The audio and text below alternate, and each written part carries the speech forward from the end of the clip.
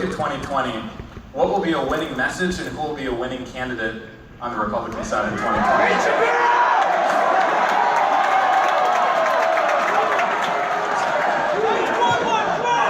I think that the greatest ally that the Republicans have is the incompetence and stupidity of the Democratic Party. I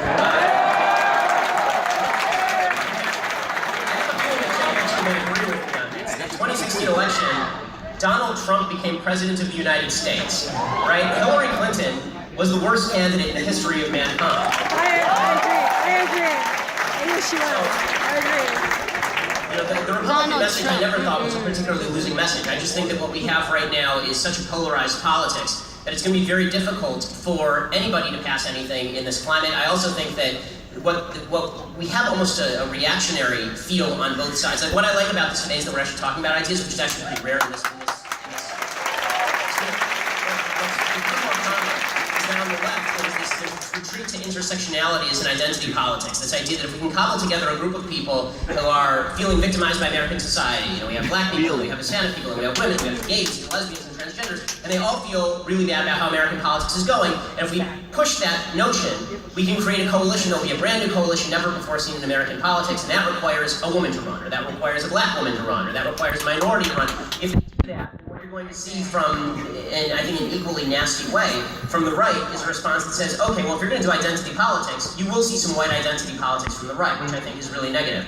I don't want to see either of those things. What I would like to see is the Democrats campaign on the bigger, on the stronger involvement of government in your life and higher taxes program that Cenk wants them to campaign on. The Bernie Sanders Elizabeth Warren program. And I would like to see the Republicans. Oh, he won't even say his name correctly. Smaller government, libertarian program that Cenk. Cenk? Oh, like the CH? Yeah.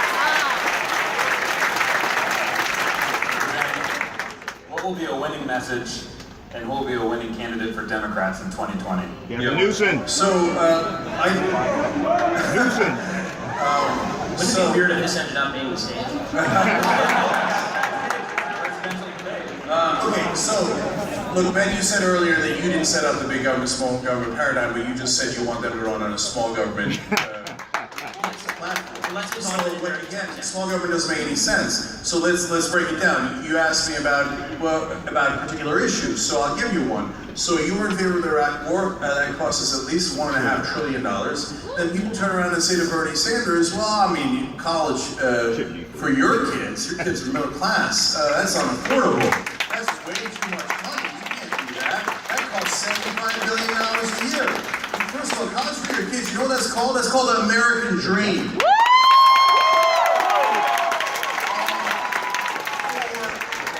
And for one Iraq war, for the cost of one Iraq war, we could have gotten 20 years of free college.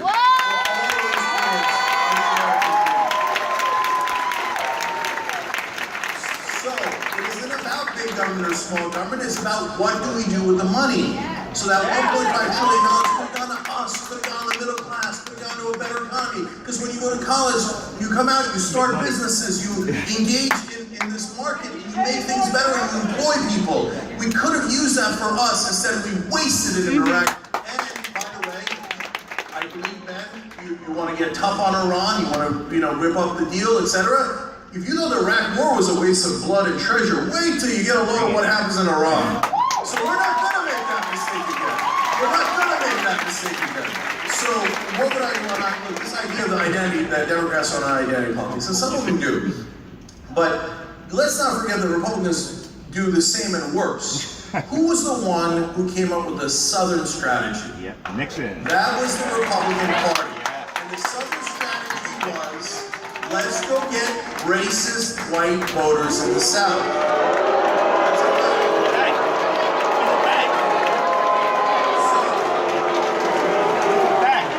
Once again, it's this wonderful capitalist invention called Google.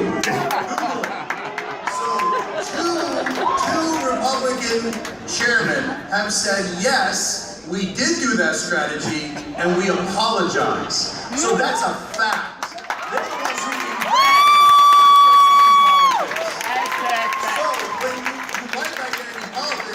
It serves your interests, but all of a sudden when we say, hey, can black people have the same rights as white people? Oh, identity politics. Can people have the same rights as white people?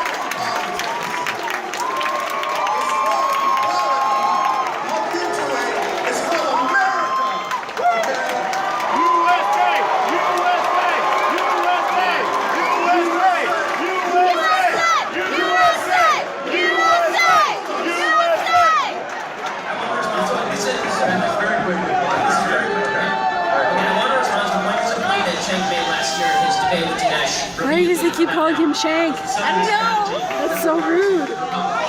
Okay, I'd like to point out the idea that the entire South solidly moved into the Republican category because of the Civil Rights Act is historically false and has been debunked multiple times by people ranging from Sean Trent of Real Clear Politics to professors at the University of Pennsylvania. And there's a bunch of ways to debunk it, including the fact that the Congress did not switch Republican in the South until 1994.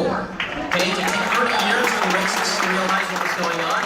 21 senators from the South were Democrats. How many of them became Republicans after the Civil Rights Act? The answer, 1. The other 20 stayed Democrats. In 1952, Eisenhower did not win a ton of the South. Eisenhower did win, however, 7 states in the South in 1956, after he sent federal troops down south. The reason that the Republican Party started to win in the South, it began in the 1950s, not after the 1964 Civil Rights Act, and it was largely due to the movement of industry down south. It was new fringe members of the Republican Party, younger members of the Republican Party, who switched over to the Republican Party in the South, not old Democrats, who remained old Democrats and are still old Democrats today.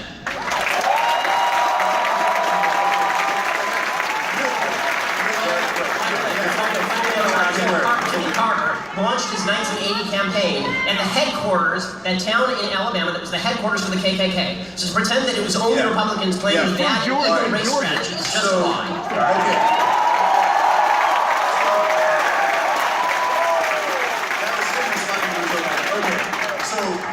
Real quick, because you're right, we had a whole hour-long, almost an hour-long debate on this other strategy.